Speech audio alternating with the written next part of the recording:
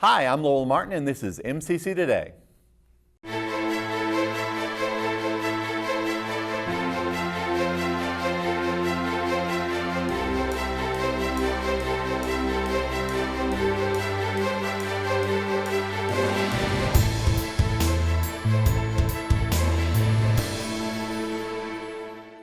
On today's show, we have Sara Smith, Morgan Boothe, and Bethany Bratu.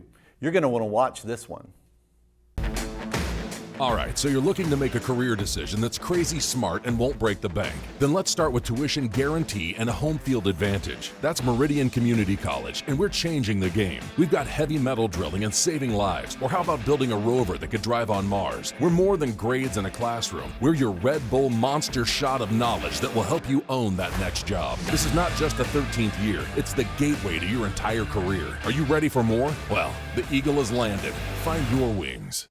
And today we have Miss Bethany Bratu. Am I saying your last name correctly? More or less. And, well, how do you pronounce it? Bratu. Bratu. Yes. Okay. And you are the Support Services Proctor. Proctor, yes.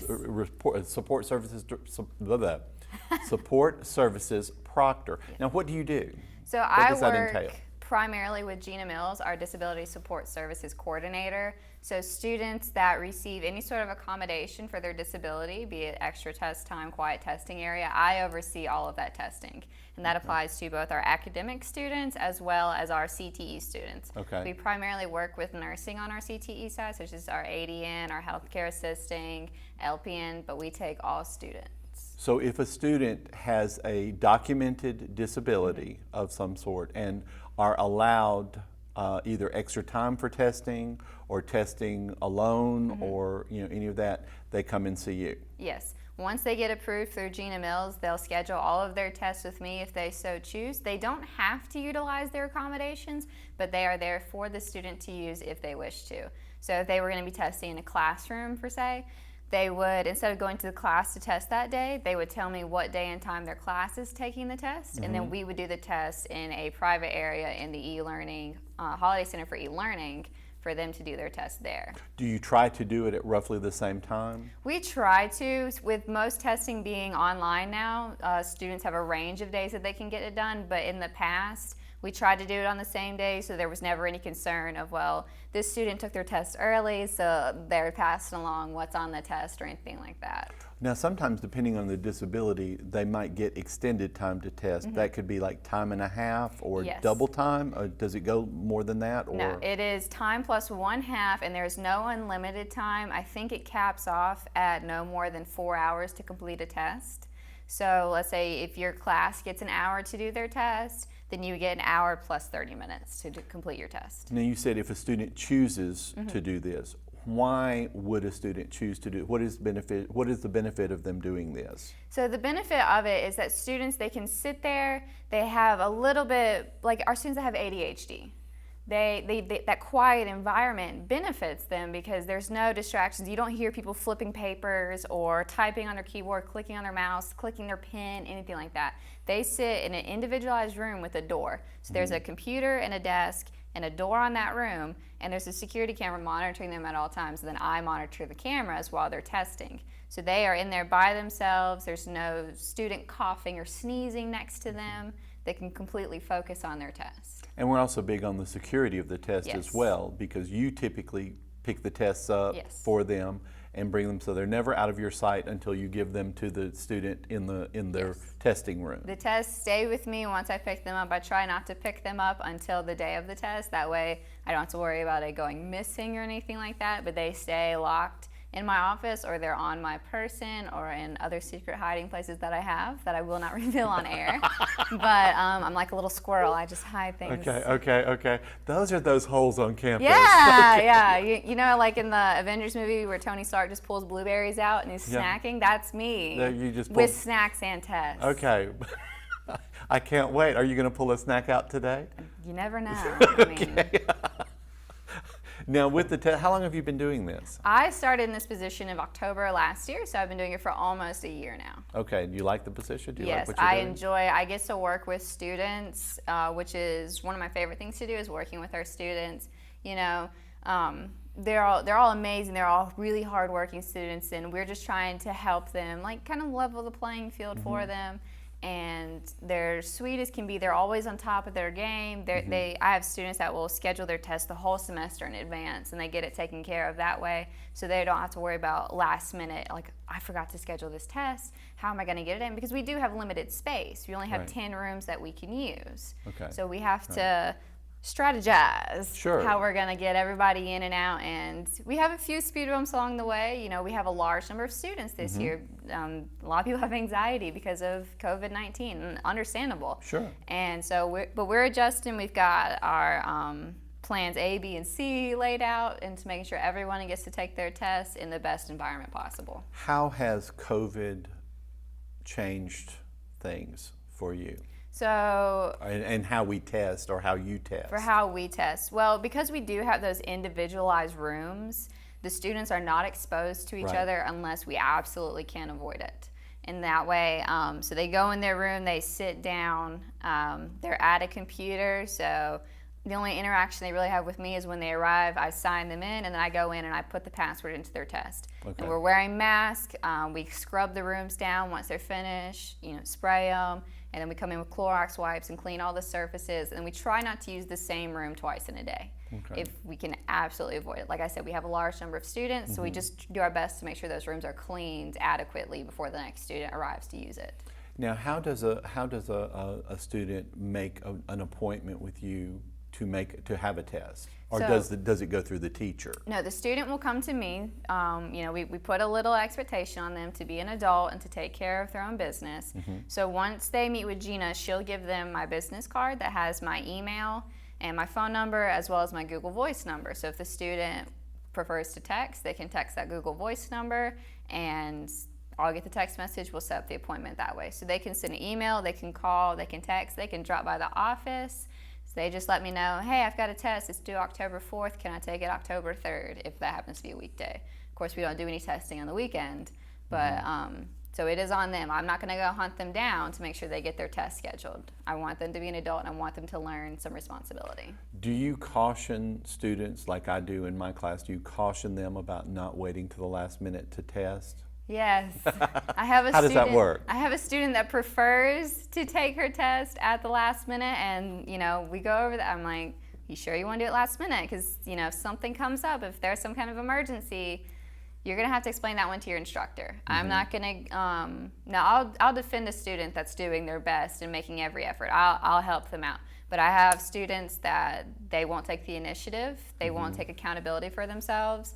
So when they wait to the last minute, you're gonna get the time that you get, and if you don't get your test turned in on time, you need to go talk to your instructor and explain why you didn't do your test ahead of time, why you waited so long, and then we'll see where to go from there. Okay. Well, now it's just one of the services that is available here at Meridian Community College. That's why I wanted you on the show. I want you to come back and talk to us, hopefully post-COVID. Whenever that is. 2, 3, 20 years down the line. But I do want to talk more about this and the whole testing, because I think this aspect is very important. Yes. And as I said off camera, I love your hair. If I had more hair, this is what I would be doing. It would be all different colors. I can hook you up, man. I appreciate that. We'll be right back. Become essential at Meridian Community College. Our community is changing, and at MCC, we are built for those who want to serve. Being essential has kept our community going. You can become that here, all at an affordable cost. Whether you dream of helping people through healthcare services or want to transport goods, connecting people with the products they need, we have many unique opportunities to help you find your purpose. Don't wait for change. Be the difference and register today. Become essential at Meridian Community College. And I promised a couple of months ago that we would have her back, and she is back. We have the infamous, the amazing Miss Sara Smith from the Care Lodge. You are the Director of Community Engagement, also Galactic Overlord. Star-Lord for short. Yes, but you are through the Care Lodge. Yes. And what basically do you do at the Care Lodge? I know it's a lot. I know that you have a lot of duties, but in a nutshell, what do you do? besides sanitizing and making sure our surfaces are safe for everybody to come in. Sure, sure. I am a connector of sorts. So I get information from Care Lodge and I dispense it out into the community to different types of people groups. So if I need to translate the language of Care Lodge services to MCC students and staff, then I do it that way, or preschoolers or middle school students, church groups, youth groups, professional development groups. That's what I do. I let people know that it's okay. If you don't want to get help, I understand that. It's hard to ask for help, especially if you're in a relationship that's abusive. But more people might tend to lean into learning more about something. And so I'm trying to change the narrative of the work that we do to be less doom and gloom and more hopeful and insightful and just sharing information with other people. Do you ever have, I know you do like lectures and you talk to people about various things. Do you ever, you say you're trying to do more of the, this is what a healthy relationship is? Yes. This is what, because when you try to tell people that's not a good relationship, that's abuse. Do you ever have difficulty getting that message across? Yes, so I likened it to parents and children. Like when a parent is like, you don't need to be hanging out with those people, you don't know, you don't. We shut down, we don't want to hear it. So what we try to do is we say, okay, this is what healthy relationships should look like, could look like. How do you define it? And so we, give them the mic, so to speak, and let them pour in. And in the process of doing so, you have people that are sharing information and learning. They may never say anything, but in the back of their mind, they're like, well, man, I just thought my relationship sucked, but it's actually abusive. And at that point in their life, that's a turning point for them where they have an aha moment and they have an opportunity to reach out after a share or a talk. And I have a lot of people, every time I go out, whether it's a teenager or an adult, they come up to me and share something about, I've got a friend, or it's me, or this is going on in my family at home, what do I do? Or how do I keep myself safe? So it really opens up a lot of opportunities for me to have a one-on-one conversation with people who are dealing with it right then. I find, because I said with my kids, that we accept the love we think we deserve. And how do you convince someone that they deserve better? And that's the sometimes the crux of it. When not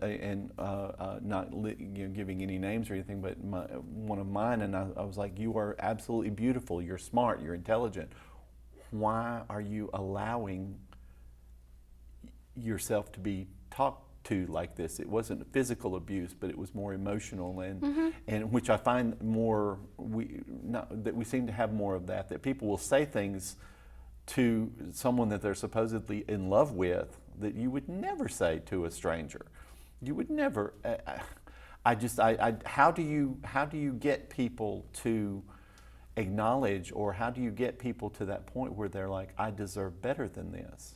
They have to feel it from the inside out, and I hate to put it that way, but it's the realization, that aha moment, and it's for both of the people. It's for the person who's being abusive and what they're dealing with, or what they're not dealing with, really, and then the person who's being abused, and they're holding on to hope, and that can look like a lot of different things, but I think that's really the root of the problem. Everybody knows that domestic violence is wrong. We don't have to put a poster up about that. We don't have to say don't hit your loved one or spit on somebody or strangle someone, because we all know that's wrong. That's common sense.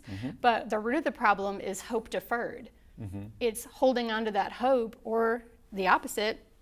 Hope isn't a part of my story, that's somebody else's story, and this is all I'm worth. This is all that there is for me because my partner told me that nobody else will love me like they can. Try to make it without me type of language. So it gets in your head. Like me. You'll exactly. never find another person. You think you can find better, go ahead and find it. Well, you could. Do you think also that we gravitate to what we see as children? Like if we see our parents acting in certain ways, that it's easier for us to accept that happening? Does that make sense? Yes, I think it can be accepted as a norm, but not tolerated, because I've seen people on both sides of the spectrum, again, where they've had extremely abusive parents or alcoholic parents who were only abusive when they were drinking. So lots of combos there, and they ended up being the most caring, kind, compassionate people, both in the community and in their own home, because that can be a flipperoo too. People who are the best in the community, but at home they're a monster to their loved ones. And you see this all the time when people are like, Yes. oh, he was the best neighbor, oh, they were the best person, and oh, I just can't believe they would do something like that. And I have said it, and I say it, and I say it, and I say it. You never truly know what someone is like until those doors are closed and you're alone with them, or Yes. you're there with them, because sometimes people are just, they're not what they present. Well, exactly. And as I'm putting social media posts for Care Lodge and I'm looking at these warning signs and red flags of domestic violence, I catch myself asking myself, am I doing these things within my family? Do I ever belittle or judge or any of those? Because I'm in this business, but I could very easily, I am one decision away from becoming an abuser, and anyone is. And I agree with that. And I told mine as they were growing up, and we were growing up because we were, but they were growing up. Sometimes I would say, like, this is not normal. Yes. I want you to know that this is not normal. My family is a lot of addictions. And when we finally tried to just get as far away from that as possible, and I'm like, you go and do whatever you need to do, but you're not going to do it at my house, or you're not going to do it around here. But when you try to say, look, this is not how normal people act, this is not how it is supposed to be, and convincing someone, especially if that's all they've seen, that that's not how it is. Do you think, are you having success getting your message across? I think so. We've seen more engagement with the community over time, not just with social media, but in general, and it's in small ways. And a lot of people don't want recognition for it. They just want to say, I believe wholeheartedly in what you do, and I want to support and get behind you. And those are the moments that we may not be able to share, but I can speak of it now and let other people know that it is happening, and it continues to happen. And the community support is the lifeblood of what we do. Yes, we get grants. Yes, we have staff, but the community support, that's how we get word out. That's how people trust in our services. If I was a horrible person, you wouldn't send anybody to Care Lodge. You'd be like, yeah, she works at Care Lodge, but look at her home not life. gonna deal with her, Yeah. Right. So, we represent everywhere we go. So that's how we send our message across. It's not just words, it's not just a post, it's not just a like or share, it's living that experience, it's living that caring spirit. Do you find that people are more willing to talk about it now? Because I know when I was growing up, and I've had conversations with people who were like, oh, that didn't happen back then. I'm like, I think it did. We just didn't talk about it. Absolutely. What happened in the family, you stay in the family. You don't tell anybody else. But do you think people are more willing to talk about? Yes, I think generally yes, but there's still cultural barriers. There's still socioeconomic barriers and racial barriers where people may not have that trust that needs to be there. So it's going to take everybody from all cultures and all backgrounds to work together and shine their light. And that's part of our campaign in October for Domestic Violence Awareness Month. Excellent. Is My Light Shines. Excellent, excellent. Now, if someone needs your services or needs to get in touch with you, how can they do it? They can call our 24-hour helpline at 601-693-4673, or you can go on carelodge.com and look at a bunch of resources there. We have live videos and documentation about getting safe and how-to videos of how to fill that paperwork out. So it's a lot of stuff there. Okay, excellent, excellent. Every time I have you on, it is never enough time. It is never, there's always so much to talk about, and you and I just tend to get together and talk about so much. But I do want to have you on again.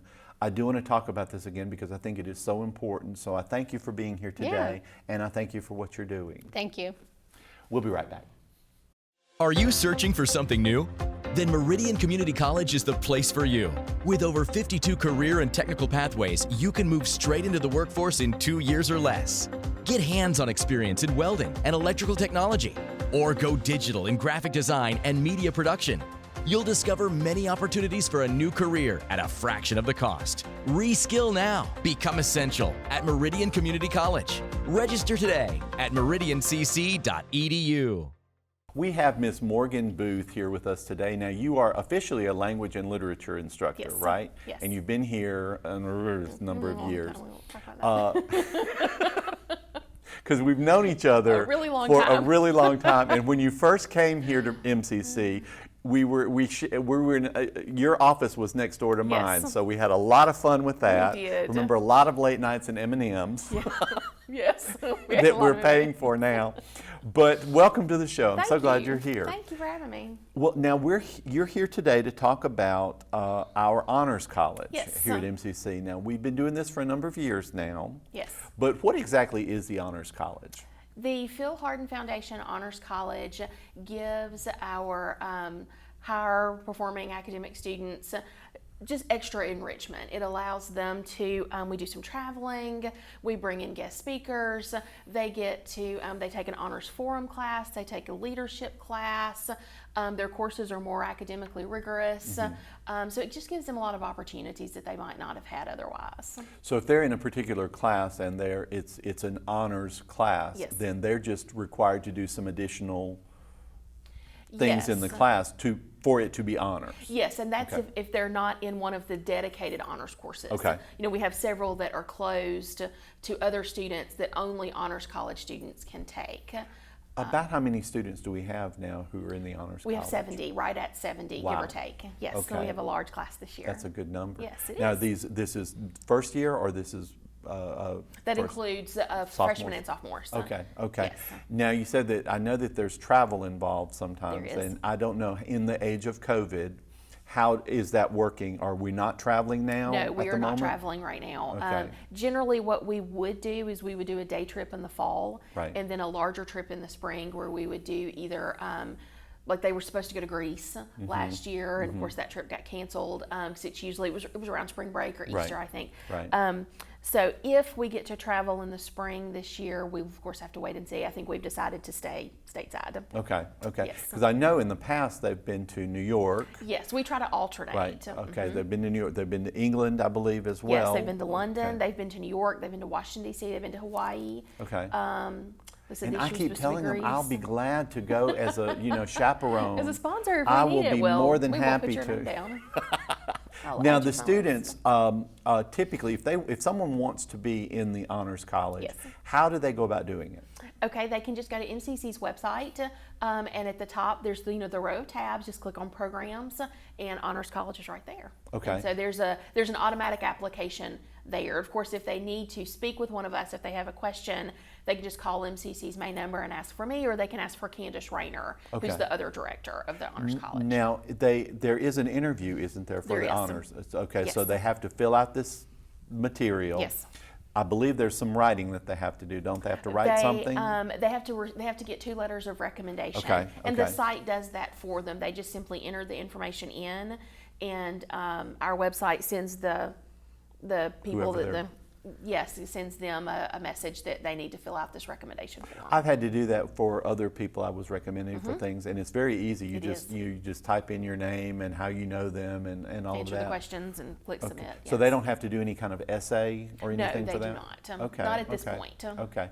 And then once they get all this information and you look at the information and all, then you determine and you start setting up interviews for them. Yes. You try to get all of this done before the semester begins, or is it Yes, during? we do. We try to get it done before the semester begins.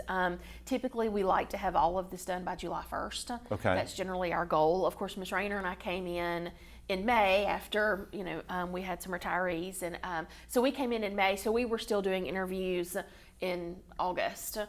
So we kind of hope to, now that we've got our feet under us and Sure. we have figured out the process and the system, we'd like to have everything done by July 1st. Now, so the big $1 million question is, why would a student want to be in the honors college?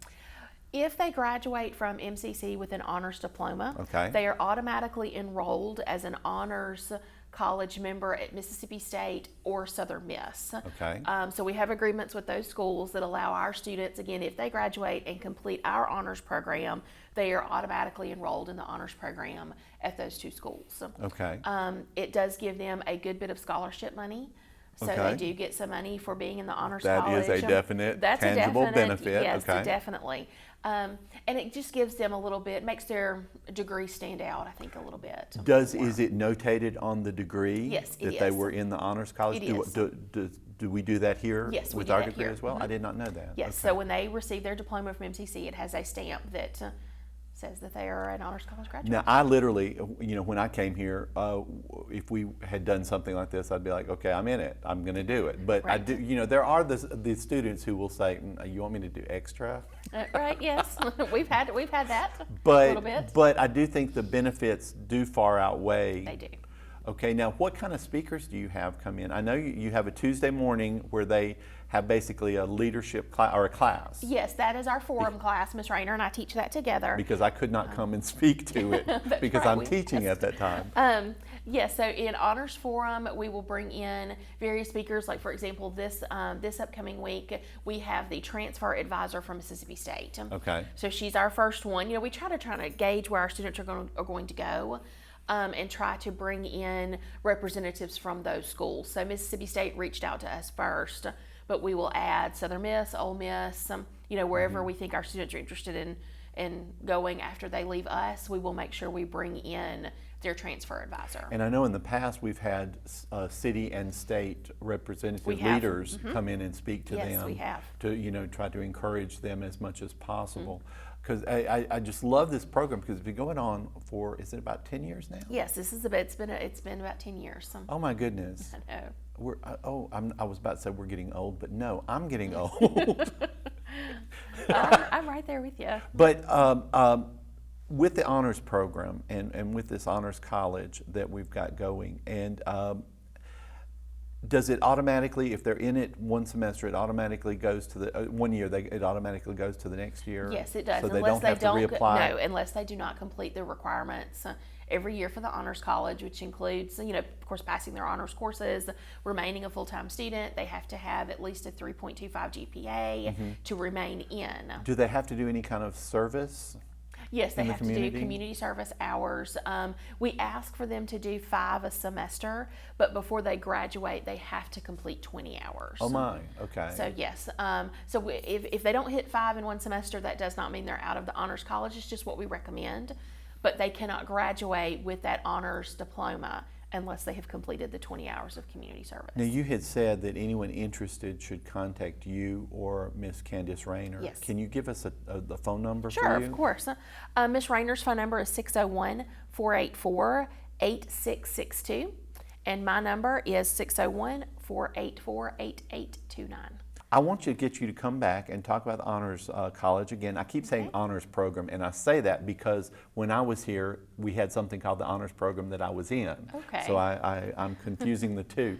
But I want to talk about the Honors College again, and hopefully, at a point when you're able to do the traveling and I'm able to come and speak to your class. Yes, we want you to come and talk about time management.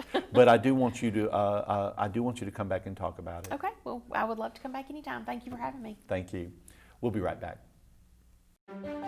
With so much uncertainty in our world, we are thankful for the heart and determination of those who have followed their calling in healthcare. They work tirelessly on the front lines every day to make a true difference in our community. At Meridian Community College, we take pride in training these heroes and are grateful for their service in this time of great need. These Eagles found their wings at Meridian Community College. On behalf of executive producer Matt Milner, media consultant Josh Taylor, and student producers Tanya Jenkins and Jabrisha Rush, thank you for watching. Hope you learned a little bit.